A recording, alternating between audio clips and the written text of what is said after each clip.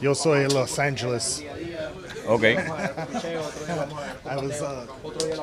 Were you seeing the ball really well here? What did you see in these two games? It seemed like you were really tracking it even yesterday. No, to be honest, I wasn't seeing the ball very good at all. I went 0 for 5, if you didn't notice, last night, and I only got one hit.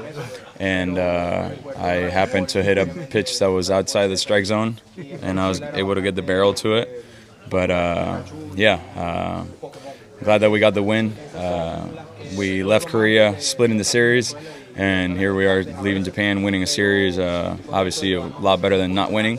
So, really looking forward now to going home, getting some much-needed rest.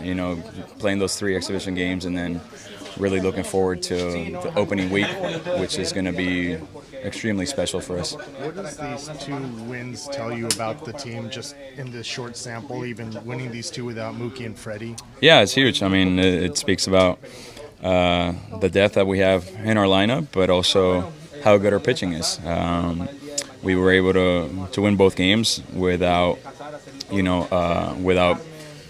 throwing Tyler or throwing Blake. And then obviously our bullpen without, it's not necessarily complete without Kopi or EP. So, it just speaks volumes about our depth. And obviously, it feels great because we won the series, but at the same time, it's just 2 games. So, we're just glad we got off with the right foot. And, like I said, really looking forward to getting home now. At the end of last year, it was you and Miguel stepping in for Mookie and Freddie at those respective positions.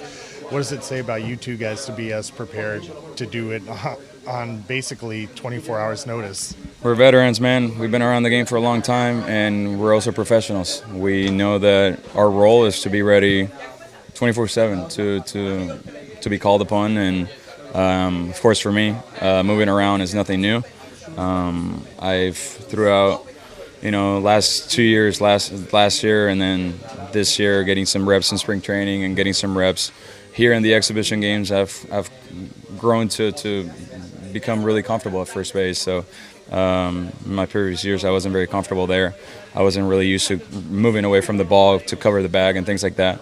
But the more reps I've gotten, the more comfortable I've been. So it's something that I'm not. It doesn't put me in an uncomfortable position if I get a late notice like I did last night. So, I know my role, and my role is to be ready in 7 different positions whenever needed. And, first base was the one needed this time. And I'm just glad I didn't mess up for the team. Okay, what do you think of Roki tonight? Obviously, a lot of nerves and pressure on him in his own country. For sure. Stuff is there. Electric. He showed pretty good composure early in the game. He ran into a little bit of trouble there in that last inning that he threw. Kind of lost the feel for the strike zone for a little bit, but then he got the 2 much needed strikeouts whenever he needed it. So, that tells you how good this kid is. Even when he doesn't feel super comfortable out there and he's struggling with command, he still can, he can still execute and get much needed swings and misses. And, he threw a lot of sliders tonight. He didn't throw that many in spring training. So it was really good to see. And I'm really looking forward to seeing what he has over the year. As a rookie, for Dave to let him stay in there after that, 3 walks and walking around, and then he strikes out the side, gets out of it. What is that going to do dividends long term for his confidence and the rest of his rookie campaign? I think it's going to be good for him. It shows him that he can compete at the highest level, and even when he doesn't have it, he looked for other avenues. Like I said, he used the slider a lot tonight. He didn't have great command of the split.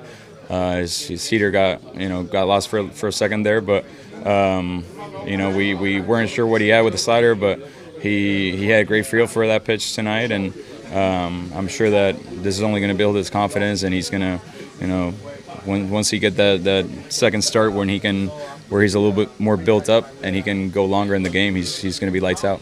And for you, you're one of the players who really embraced this culture, embraced Tokyo, embraced Japan, and everything that was. Because of that, you got a huge reaction from the crowd on your homer. What are your memories and takeaways from this series going to be, especially maybe 5-10 years from now, whenever it may be, when you look back on it?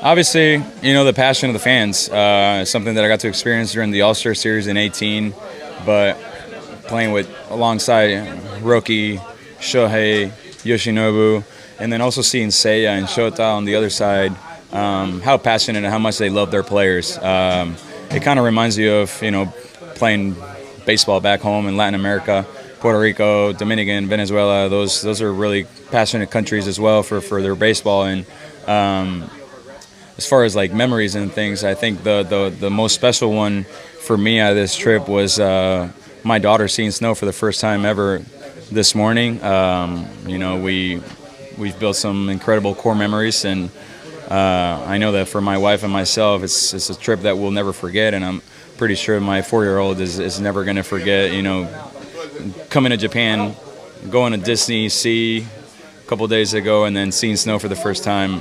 I'm pretty sure that's going to be a pretty memorable memory for her.